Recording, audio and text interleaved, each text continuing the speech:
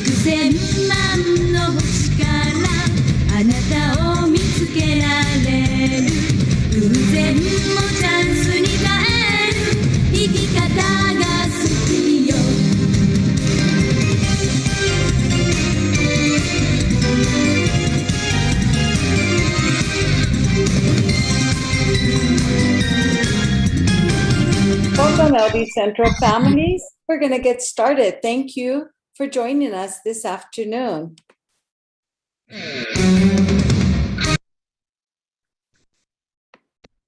Today, you're going to be a part of our We Stand Together Asian American Voices for our Japanese Community Town Hall. Familias del Distrito Local Central, les damos una cordial bienvenida a este foro comunitario para la sesión llamada Nos mantenemos unidos, voces asiáticas, americanas, dedica a un enfoque a la comunidad japonesa. Before starting, I'd like to inform you that this town hall will be presented in English and will have simultaneous Spanish and Japanese translation. To listen to this presentation in Spanish or Japanese, you would need to click on the language option on the world icon you see on your screen and will select Spanish or Japanese to begin. Antes de comenzar, le informamos que este foro será presentado en inglés y tendremos traducción simultánea en español y japonés. Para escuchar en español, oprima el símbolo del mundo y podrá ver el icono que indica español en su pantalla para comenzar. 日本語を必要なとき、中文アイコンをクリックしてください。During this virtual town hall session, you will have an opportunity to ask questions of our panelists during the presentation. On your screen, you will see a Q&A icon and can type in your questions. At the conclusion of this presentation, we will have our panelists respond to as many questions that we can as time permits. Also, this session is being video recorded and we are live on YouTube. Now, without further ado, I'd like to introduce Mrs. Myrna Reynoso from our local district central school mental health unit. Mrs. Reynoso, welcome. Thank you. Thank you for inviting us and being a part of this amazing event. We do want to participate and share that mental health is really important and that it's okay to not be okay. We're going through some very difficult times right now, and Rates of depression and anxiety are going up. So we wanted to share the resources that are available to you through LAUSD. We have the Student and Family Wellness Hotline that's available Monday through Friday, 8 to 5 p.m.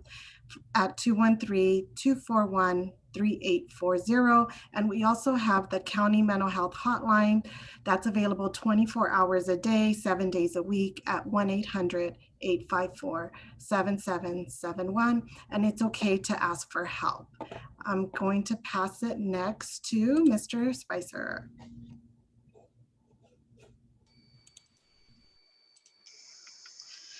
Good evening, local District Central families, students, and community members. It is my pleasure to welcome you tonight to our We Stand Together Asian American Voices Town Hall discussion with a special emphasis tonight on our Japanese American community. I am Andre Spicer. I'm one of your administrators of instruction, along with my counterpart and my friend Julie Gonzalez. And we are proud to serve your children here in our community. Tonight, our objective is to highlight the historical experiences of Japanese Americans, their lived experiences, their contributions to the American fabric, to our way of life. And we believe that what we are currently experiencing throughout the country is unacceptable. Anti-racism is the way to go. We should never accept hatred. We should never accept prejudice. We should never accept abuse for any member of our society. So we think it's very important that tonight we continue to call attention to some of these horrific acts, but at the same time, stand together as allies with the Japanese American community and show that we will not turn a blind eye. So we want to thank you again for spending your time with us tonight, and we hope to learn from our conversation, which I'm sure you'll all enjoy. Thank you. Next slide. So we see our agenda here tonight, and it's also our wellness themes. Today is Grata Tuesday. We are grateful for you, and we're grateful that you are here with us tonight, all the members of our community. Next slide. And of course, we have our Zoom norms. We want to make sure that we stay muted, that we put our questions into the Q&A, and that we remain patient as we may have some technical difficulties. You know, sometimes the Zoom world can throw us for a loop. Also, that we remain positive and that we use our reactions and stay present. We are champions working together in Local District Central. And our 7 norms of collaboration: we pose questions, pause, presume positive intentions, put our ideas on the table, and we're always paying attention to ourselves and others, providing data and paraphrasing.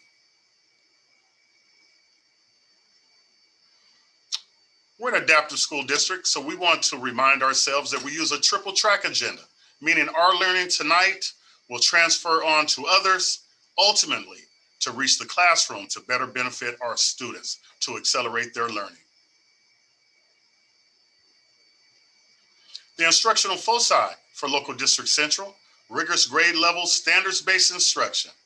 We want to use engagement strategies that are culturally relevant for all of the classes from 2021, yay to our champions who are graduating here in the next few days, all the way to our little ones for the class of 2032. Our lens is through equity, everything that we do here. We started with our initiative, Black Students Matter, we see, we hear you, but also honoring, validating all of the populations at the margin. Our English learners, our students who have IEPs, our students that are gifted, our students that identify with a gender outside of what is assigned at birth, and those who are unheard. Universal design for learning for us is access to the curriculum for all students, meeting our students where they are, making sure that they have those opportunities to excel in both career and college.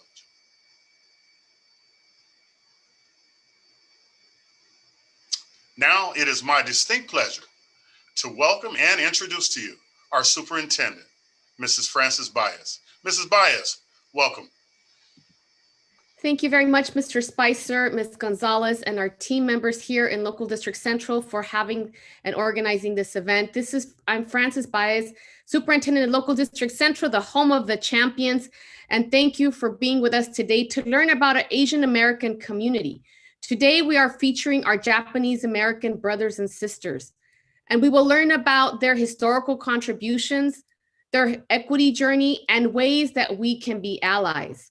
I want to begin by stating that we are against acts of hate and violence targeted towards our Asian American and Pacific Islander community, and that we are here to honor the cultures and the contributions of all so that we can build on each other's learning and make this country great. And so now it is, I thank Mr. Spicer and the planning committee, our school communities and guest speakers, Dr. Tagawa for sharing his expert voice on the topic.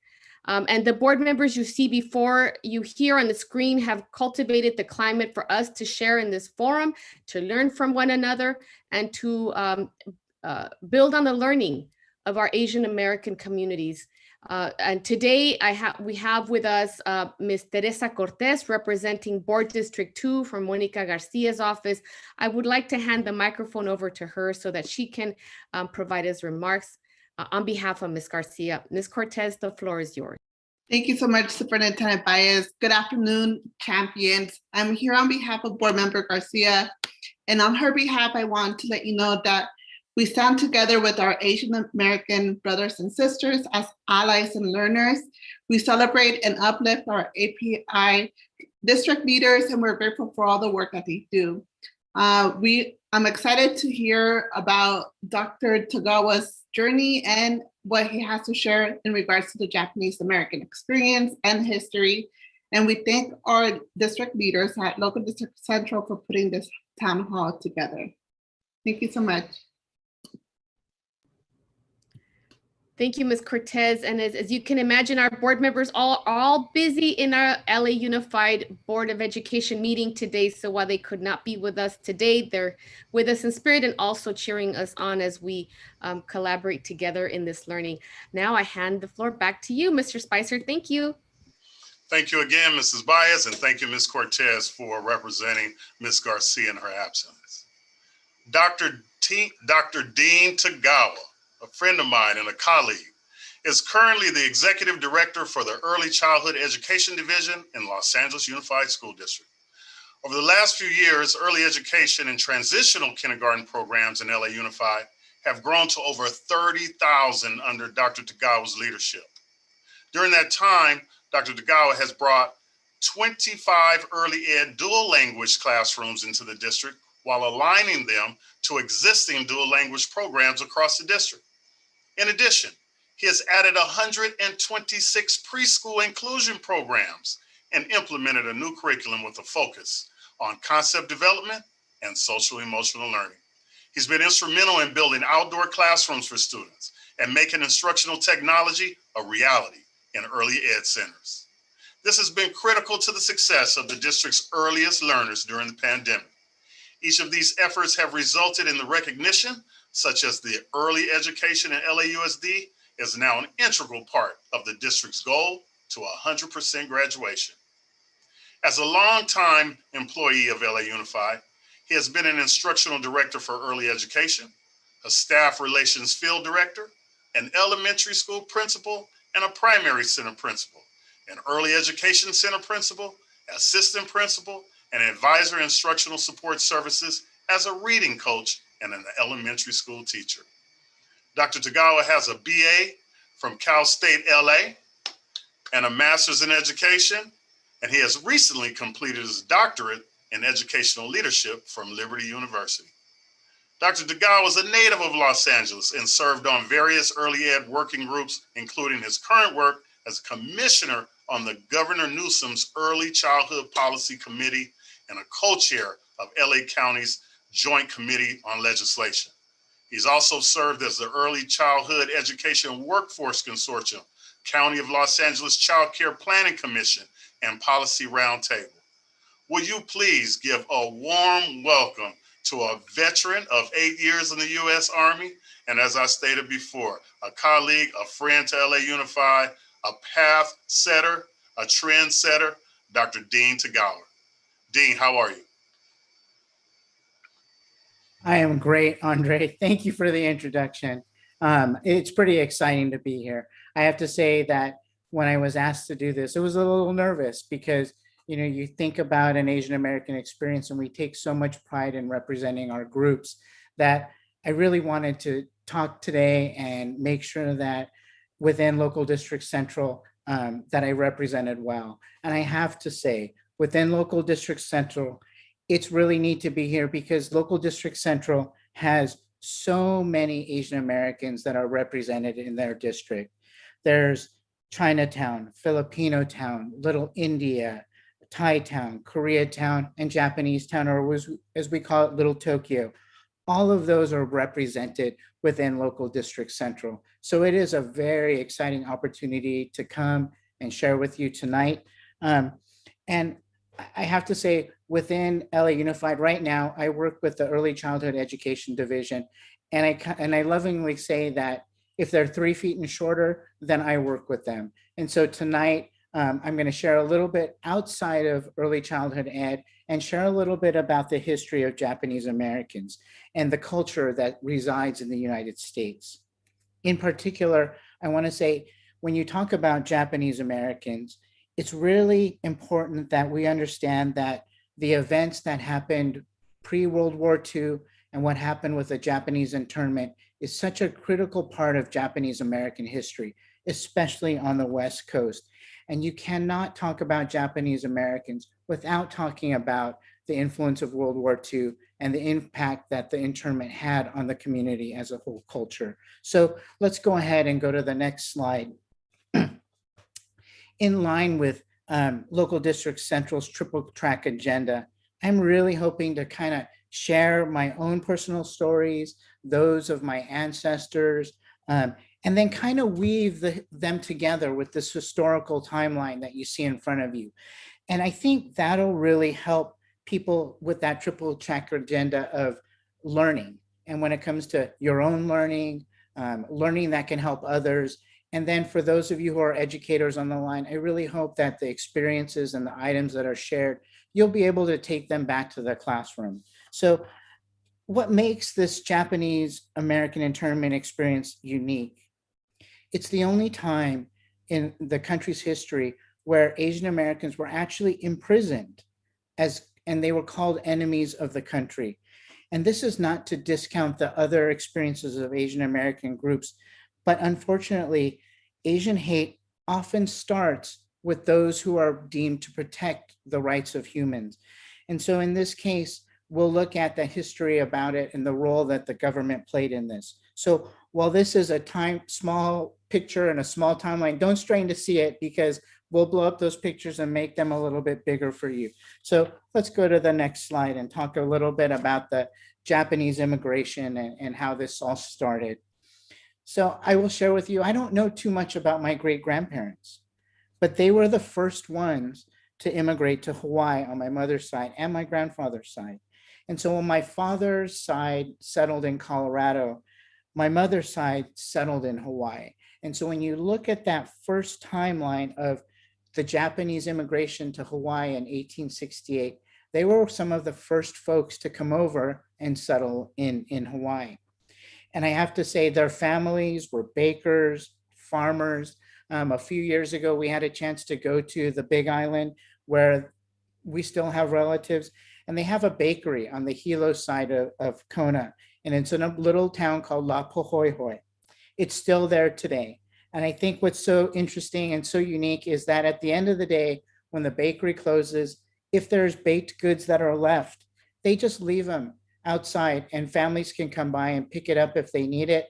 They have a small donation jar. So if they want to put $1 in and take a loaf of bread, they can do that.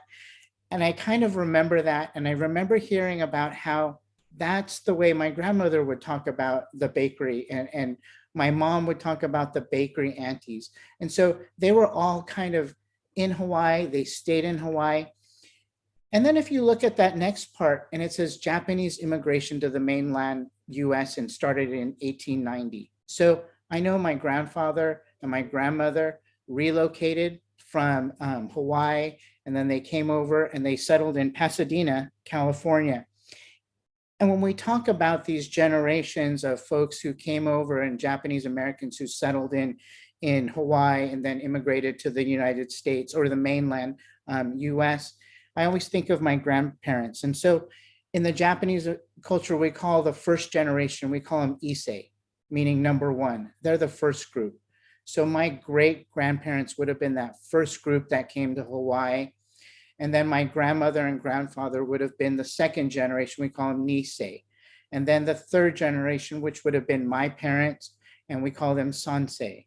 And then the fourth generation, which is myself, would be Yonsei. And then now we have kids of our own, and my cousins have kids, so they're already Gosei, or fifth generation. And we even have some cousins who are now having their own kids. And so there's 6 generations now of families that have been in the United States as American citizens. So when we think about everything that happened, we look at by 1940, we had over 127,000, it doesn't seem like a lot, that were living in the United States. Of those 127,000, 79,000 of them were Japanese American citizens that were born here in America, whether it was Hawaii or California or Colorado or Oregon or Washington, which is where most of them had settled in. So again, it's just a reminder that 68% of the folks that were Japanese Americans had been born here. They weren't immigrating, they were born here. So let's go to the next slide. And within this next slide, I'm going to say this is kind of where my story begins, because this is a picture of my grandmother, my grandfather, and my mom. And so they're on the front lawn. My grandfather and my grandmother had 2 older daughters already, and they were in junior high and high school. One was a freshman in high school and one was a 6th grader. So they had grown up in Pasadena. They were going to their schools. I'm going to say my grandmother owned a beauty salon right there. And so if you know Central LA, she had a beauty shop that was right there off of Jefferson and Crenshaw called May's Beauty Salon. My grandfather worked in downtown LA as a machinist at a company called TR King. And they were known for making dice, in the factory for Las Vegas. And so we always remember growing up, my grandfather making little dice for us with our names on it. He made skateboards, he made scooters. So he was very hands-on and very handy. But that's kind of a little bit of their stories. They had the 2 older daughters. And then in the picture, you can see my mom. And this is my mom at 3 months of age. And so again, this is kind of that story that begins in Pasadena. Go ahead, next page. Or next slide. And so as you take a look at this, everything kind of changed when the Empire of Japan bombed Pearl Harbor. And so take a quick peek. What are your guesses? What day is that day that they call that the day that will live in infamy?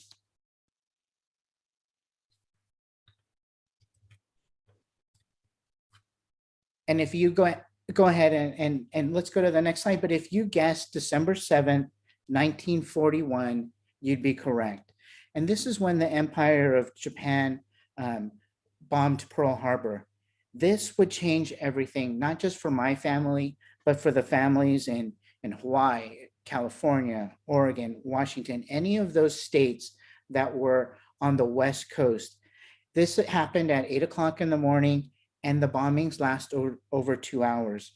And you have to remember that within Hawaii, the Japanese represented the largest ethnic group that was there. When Pearl Harbor was attacked, the Nisei, which is the 2nd generation folks, like everyone else on the island, responded to the emergency. They pitched in, they provided local aid, they found food, they gave blood, they helped bury the dead, they helped all of these different things. And they had a very, very strong presence as far as the ROTC and all of the high schools and the colleges. There were many, many Japanese Americans who were in those programs because it was such an important piece of being part of America. By January 19th, the Army had disbanded all of the ROTC programs, and I'm going to say not disbanded the ROTC programs, but they asked all of the Japanese Americans who were in those programs to leave, and they deemed them as enemies of the state. So if you go to the next slide, you will notice that the timeline starts to change pretty quick. So all of these Nisei cadets that were in these ROTC programs, just they were demoralized. They felt horrible. We had an aunt and an uncle who talked about how it was just so hard to feel like you were still American when everybody was looking at you as an enemy. So they stayed together, they put together a group, and they basically said, and they wrote a letter to the governor saying, hey, Hawaii is our home. The United States is our country. We bleed red, white, and blue.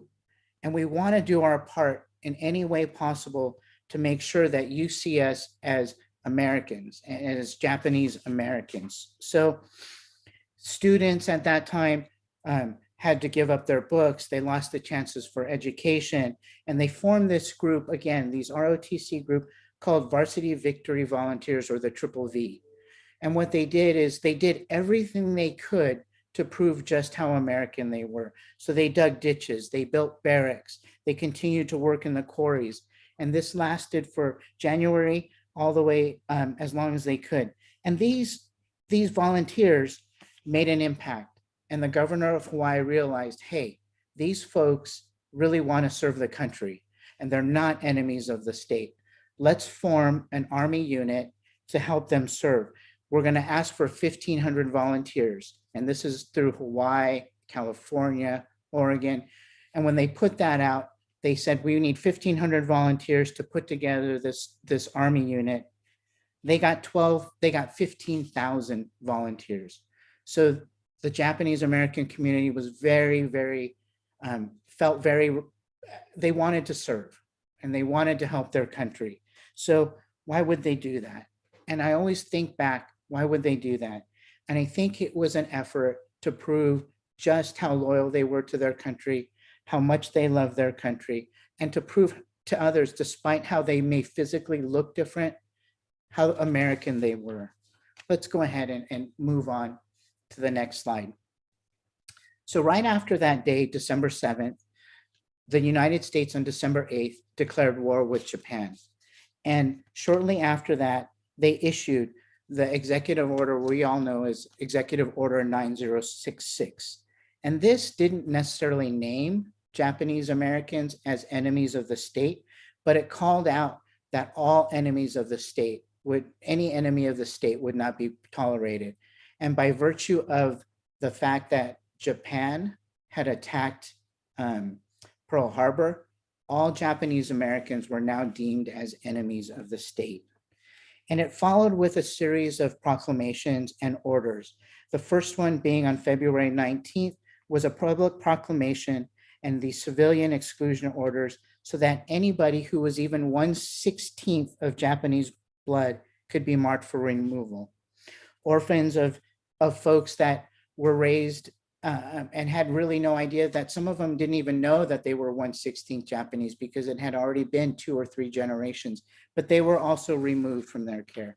So let's go to the next slide and take a look at this. And I think this is one of those things that as I grew up as a Japanese American, I didn't know. But can you name the other countries that participated in the relocation of Japanese? And these are Japanese folks who are in other countries, who were removed from their other countries and brought to US internment camps.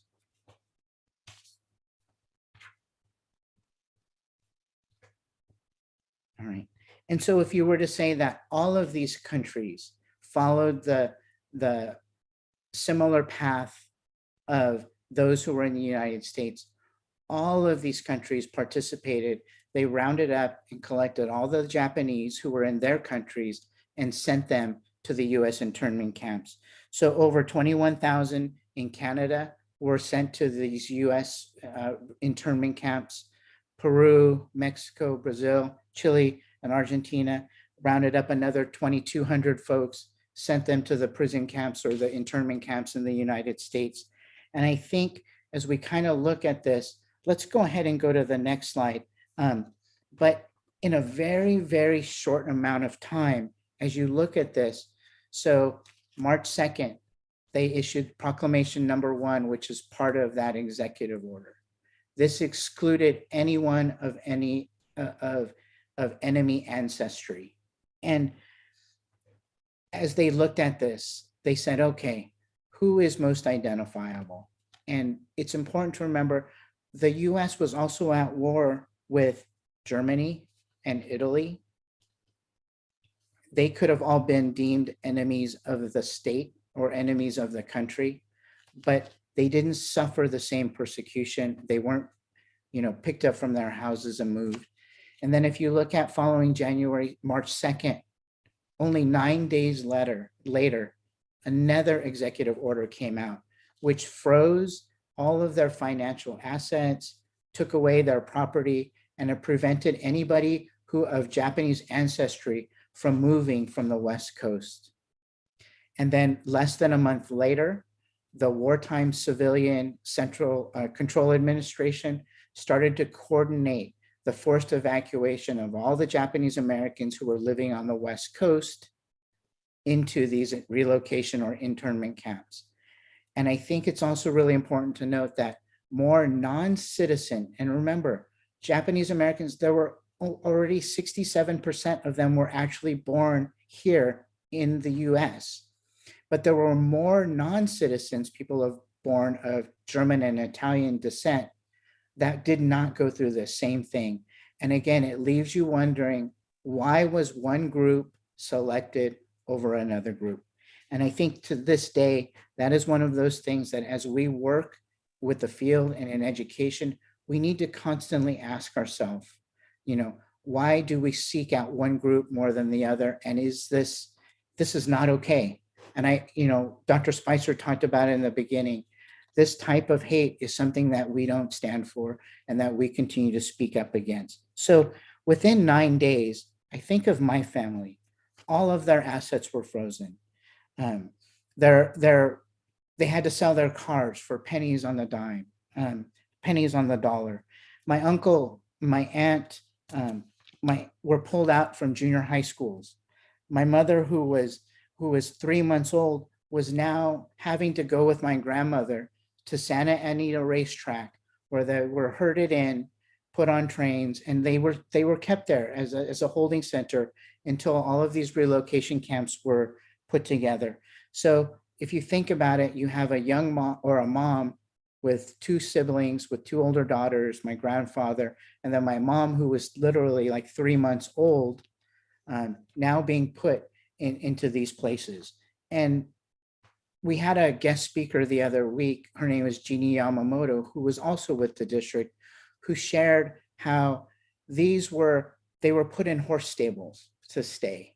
And so she knew, even at 5 years old, horse stables were not for people. They were for horses. But families were asked to stay there into these places. So let's go ahead and go to the next slide.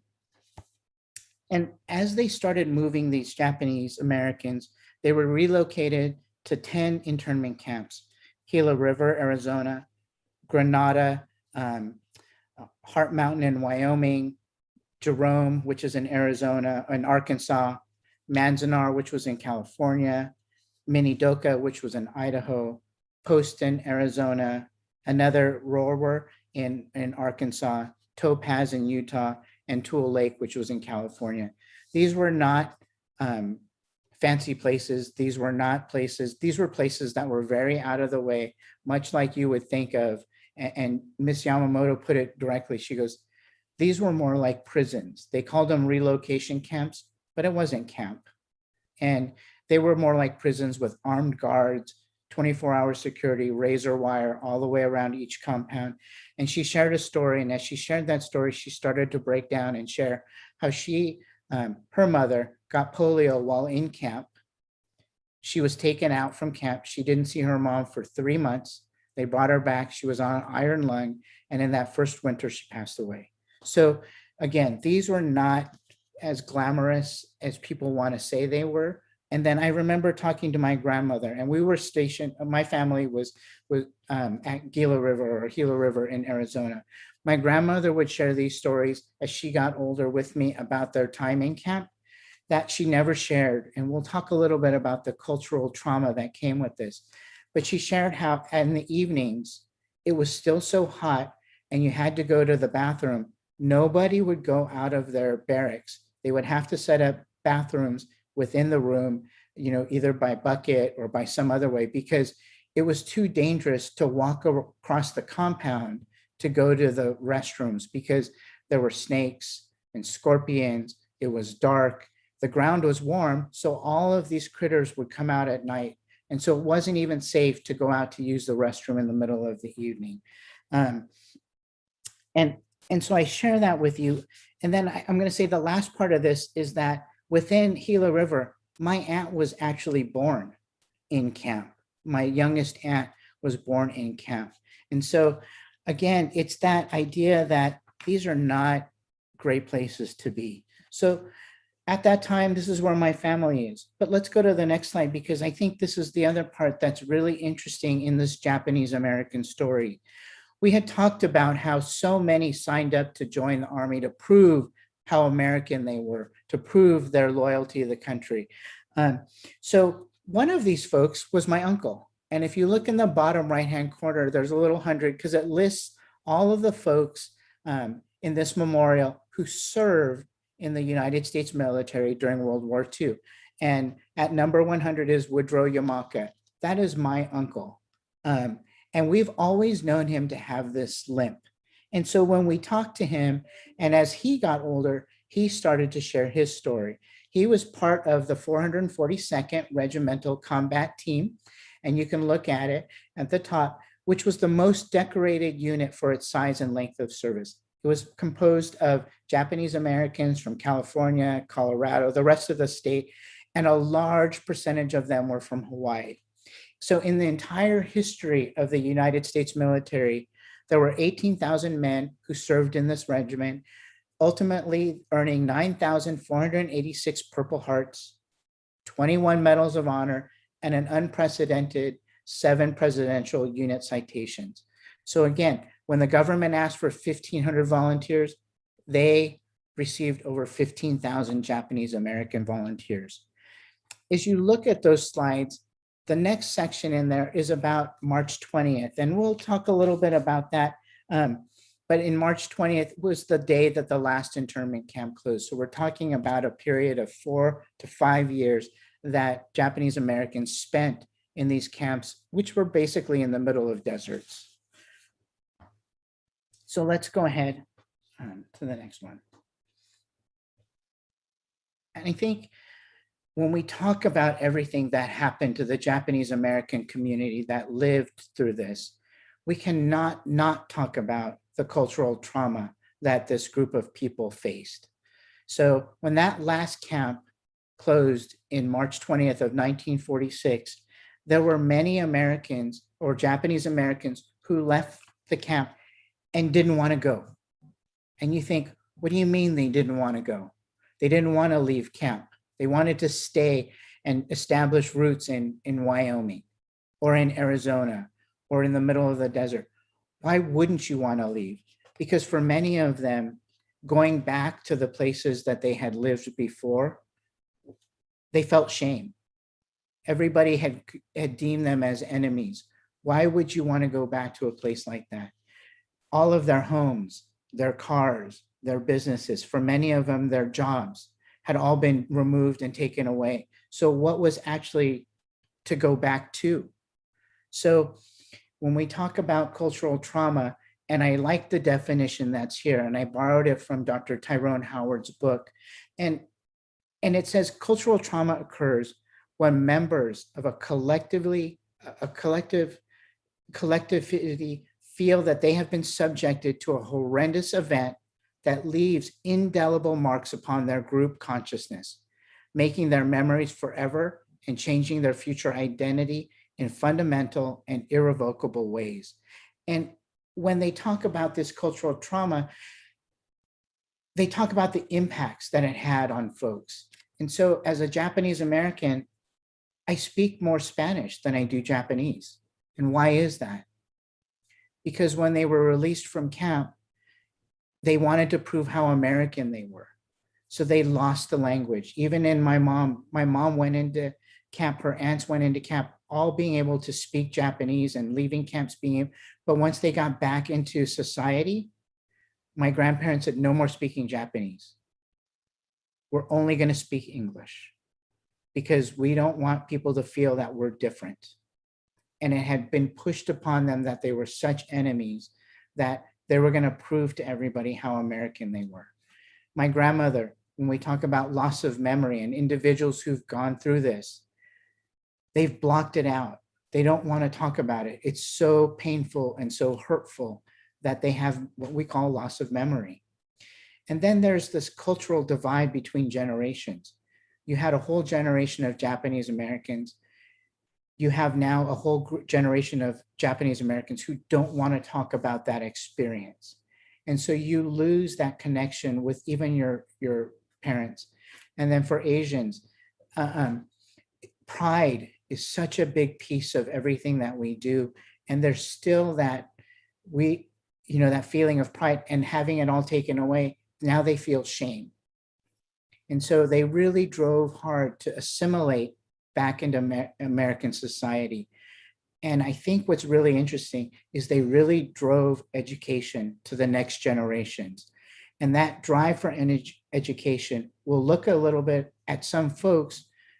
The main reason for that education was because they wanted to change things in government. And so you'll see that a lot of them ended up going into politics and into government. So let's go to that next slide after, and we'll talk about returning from home from camp.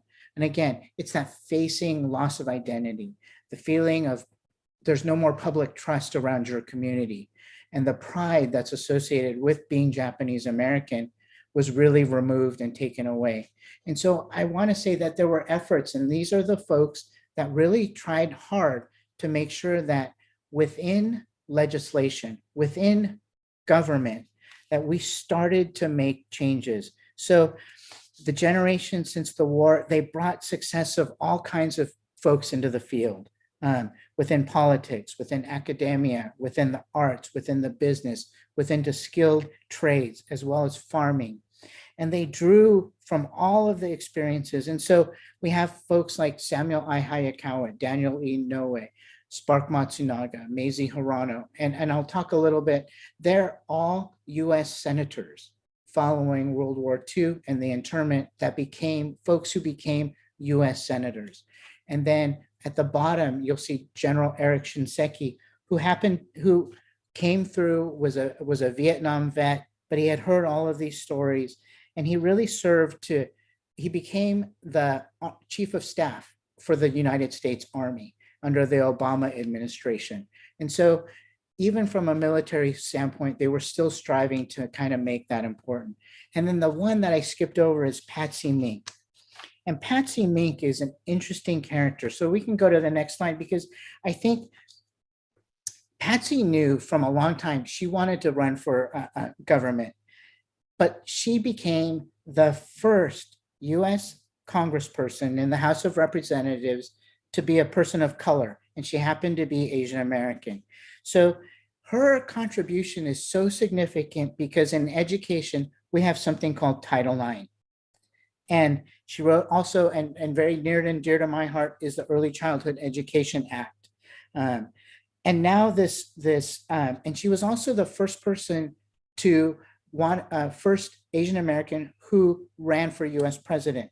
So her story is really unique because she applied for a dozen medical schools, and they all rejected her, saying, no, you're a female, so we can't bring you in. She applied for law school, and she was told, I'm sorry, we don't have any spaces for you in law school. So she kept knocking down and attacking these barriers until she finally did get into law school.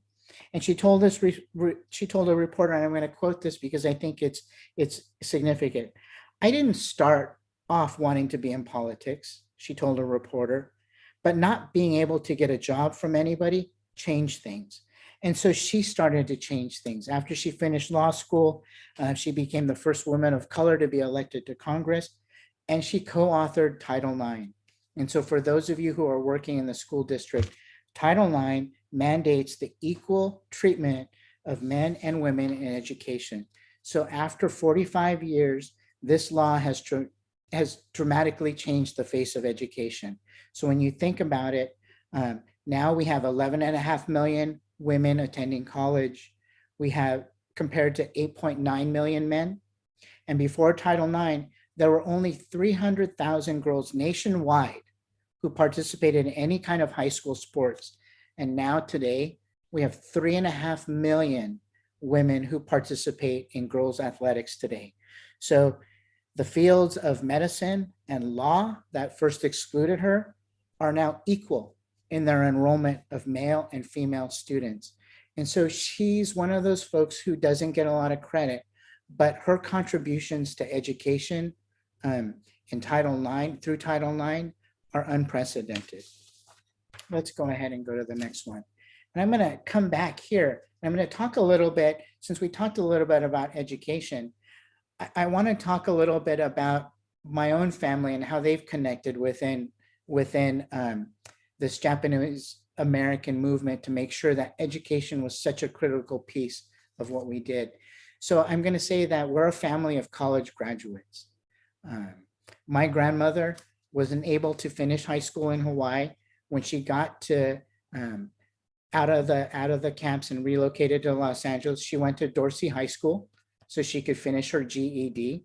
She also stayed within LA Unified and our career technical ed programs and learned how to become a beautician, as well as a licensed beautician. And then she also got her medical stenography degree. She also was able to continue on to junior college and get her AA. And at the young age of 65, she applied to Cal State LA and USC. She was accepted to both. But at that point in her life, she said, I respectfully decline because I'm getting old. And so at 65, she continued on in her education. What's interesting here is that, so in our family, we have 39 folks, 39 bachelor's degrees, 19 who have a master's, 8 who have post-master's degrees. And then before me, I put this little 7 and 9 up here because I had 17 aunts and uncles and cousins who all were university graduates. And I say this very lovingly. I think my parents were the ones, they were worried that I may break that streak and decide not to go to college. But as Andre said in the beginning, I have this whole history of education, and I'm kind of that living proof that if you stick with it, you can earn your degree. Because I do not by any stretch of the imagination consider myself gifted or very highly intelligent, but I do have enough resilience that I will stick with it and get my degree. And following me, I have 9 cousins and 12 second cousins who've all earned the degree to get to that magic number of 39. So the next slide is basically, as I was thinking back, and this is another connection that I made, is that one of the reasons that I think my parents were worried about me graduating from high school is I didn't really excel in all of my academic courses. My mom, who was a double major at UCLA and Cal State LA and majored in chemistry and microbiology, and eventually became a chief tech at some very large hospitals and ran their labs. And then my dad, who was an accountant and a CPA, was really, really gifted and good in math. And then their oldest son was just not really excited about math or science or even music. And so, but what got me through high school was shop classes, whether it was wood shop, Photoshop. The little green Pinto on the bottom was the car that I rebuilt for my 11th and 12th grade auto shop class. And then, so I think those kinds of things, but that resilience that I was taught and modeled for by my parents and the community of the Japanese American community, I really think helped me get through high school and through college. So let's go to that next slide. During a trip to Washington, D.C., I had the opportunity to visit the National Holocaust Museum. And I go and I see all of the atrocities that took place in Nazi Germany. It's an experience. If you ever have the opportunity to visit that museum, you need to. But it reminded me of how one leader can affect so many people. And they have this motto that's on the side of the building, and it says, never stop asking why. And for the rest of my life, no matter what position I hold, I will never stop asking why. Why do we let atrocities like what happened to the Japanese Americans? Why do we let the atrocities that happened to the Jews in Germany happen? And then we'll make some connections to where we are. But I've had the opportunity to do some amazing things because of the foundation that was set for me. You know, I have the opportunity to lead the early childhood division. I had the opportunity to serve in the United States Army and take missions to other countries. And in this one, I like to say my Army job is completely different than the job that I held in the district. I decided to join the Army at the ripe young age of 32 and leave when I was 40. And I was a vet tech in the Army. And so we got to travel and do humanitarian missions all over. And then I think what's interesting also is if you look at the top right corner, that is my father who went to the University of Denver or Denver University on a baseball scholarship. And if you look closely at the picture, he is the only minority in that picture. And so while he never talked about facing discrimination or racism or prejudice, I absolutely know without a doubt that he faced it when he was playing baseball in an all-white team.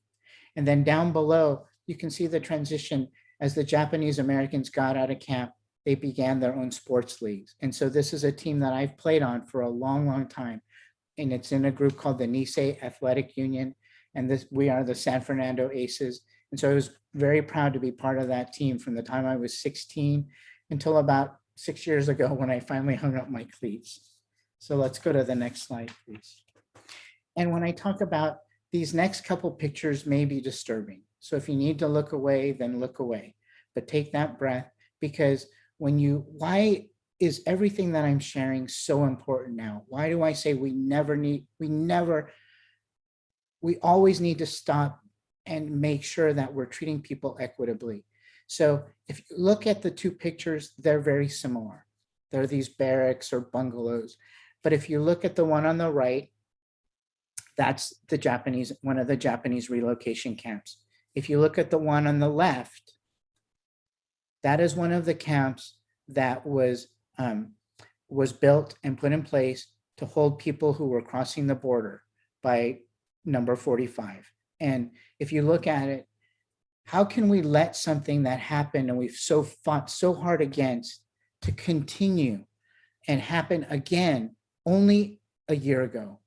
And one of the folks who was so instrumental in closing these places down and raising awareness was Mazie Hirano, who is a senator from Hawaii, who saw the same thing happen for her family that was happening now, and how terrible and tragic it is that history repeats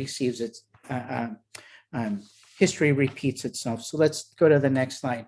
And again, you would think we would have learned from the internment of Japanese Americans what happened in Nazi Germany. And while they're not death camps, you look at these two pictures, and again, they look so similar. How are we letting this happen? And what do we need to do to stop it? Next slide, please.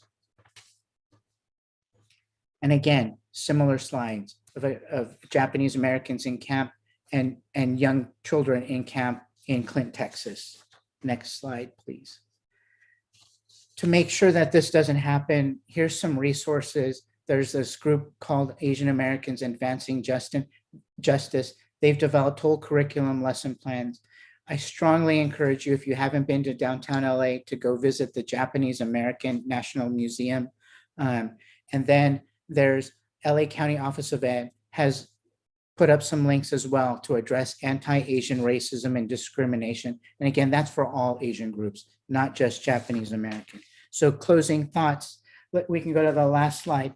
In line with Local District Central's triple track agenda of learning for yourself, learning about others, and learning to teach others, I hope today was helpful. I hope you got to learn a little bit about history, but that, and if you don't remember all the history, you remember some of the stories that I've shared. And I put up these pictures because I have to say, loving education and being part of education has just been such a huge part of my own life. And thank you for allowing me to share this evening with you all. Well, I can hear the virtual round of applause, Brother Tagawa. And I tell you, I am completely moved. I don't know if your intention was to get me crying over here, Dean Tagawa, but the story is just heartfelt, and not just your personal journey, but the journey of your people, your ancestors. That's what it's all about, brother. Thank you so much for sharing with us today. Absolutely. Thank you for having me, Andre. So inspirational. So we do have a few minutes, Dr. Tagawa, so we want to see if we have some questions. My colleagues pull a couple of questions from the Q&A for Dr. Tagawa.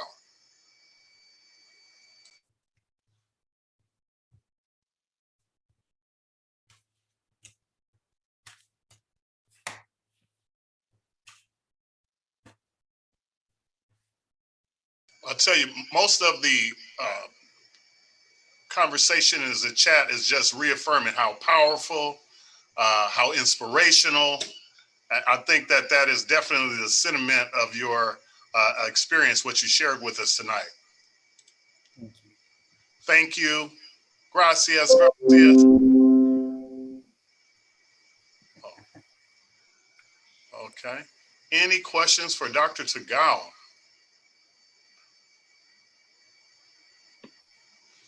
I have a question for Mr. Tagawa. Thank you for sharing your beautiful story. But my question to you is, how long I know it was difficult to have conversations and memories with your family. Did you ever do an oral storytelling where you taped them or videotape some of those experiences to capture once they were able to actually speak about the atrocities they faced? Yeah, Teresa, thank you. Yeah, and what I did was at the young age of 18, I actually had a chance to drive back and forth and live with my grandmother. And so she started opening up and sharing stories that she didn't even share with her own kids. And so I captured them and I wrote a book. And I have to share with you that when my mother had a copy of this book, and I had given it out as a Christmas gift to our family. And when she gave me a copy back just recently, and when I looked at it, I thought, oh my gosh, there's so many grammatical errors. There's so many different things. And so my mom told me, you need to rewrite this because it captures the family history so well from your grandmother. So as soon as I retire, that is something that I am going to work on. But yeah, it was pretty neat talking with her. You know, Dean, again, what an inspirational story. But when you're thinking about all of our young Japanese American students here in Local District Central, you did tell them, don't give up, persevere. You're very humble in saying, that you weren't the smartest. So I beg to differ. But what kind of inspiration can you give them for being, the next Dean Tagawa, or even greater, as someone in the chat says, standing applause? I mean, what can you tell our students as they navigate through some of the challenges of, 2021? Mm-hmm. I think, now we're really in this period of time where we're dealing with, so much hate, and not just hate against Asian Americans, but hate just as a culture and as a society. And the idea that we need to ask, it's not okay. We need to say that it's not okay. When we see somebody being anything, bullied, treated unfairly, we all need to come together and say, this is not okay. And that's where the power is so powerful. Like when we talk about rising up together with other colleagues, I'm part of a multicultural coalition group. And when we come together, and this is a group made of Black administrators, Jewish educators, Mexican American administrators, and the Asian American Pacific groups, when we come together and we say that this is not okay, it's so reassuring to know that others have your back with shared experiences and similarly shared experiences. And I don't think we can ever lose sight of that it's okay to lean on your brothers, to talk to other folks and share your story, but also to join them in what matters. So I think that collective work is just so important. Absolutely. I would agree. I would definitely agree. We're just about one more minute, and I would be remiss if I didn't tell you, Dean, I didn't make one mention of our Army Marine Corps rivalry. I let that go. That's right. Anything else for Dr. Dean Tagawa before we go, friends, Local District Central? Well, at this time, I want to again thank you, Dr. Tagawa, and I'm going to ask our superintendent, Mrs. Baez, if she would like to have any parting words. Thanks again, Dan. I'll see you, Fred. Thank you. Dr. Tagawa, we are so inspired by your presentation today and everything you shared, just such personal anecdotes and the experiences that you shared with us really help us to understand and connect. And we want to be closer allies. And it's just that humanizing aspect. Dr. Tagawa, you've been a leader in LA Unified for so many years. And in the ins and outs of the work that we do, our transactions are all professional in nature, but today we got to see the human side of you, and it helped us connect and it helped us deepen our work here in Local District Central, and very much aligned to what we're doing with equity and raising awareness of everyone's equity journey and your equity journey and how we can be allies. So thank you for your time and all that you did to prepare all of those slides and the history. I know that you aim for accuracy and all of it is familiar, but the way you captured it all together really helped us connect. So I thank you very much, Dr. Tagawa. And those are the closing words from our superintendent, Mrs. Baez. I want to thank everyone who attended today, and I especially want to thank our team, Dr. K, Ms. Herrera, Ms. Arguin, of course, Alice, Kevin, our interpreter today, Mr. Murphy, our Japanese interpreter, our Spanish interpreter. On behalf of Julie Gonzalez and Miguel Saenz, thank you, everyone. And if I forgot to mention you, I do apologize, but we appreciate every one of your contributions so much. Good night, everyone.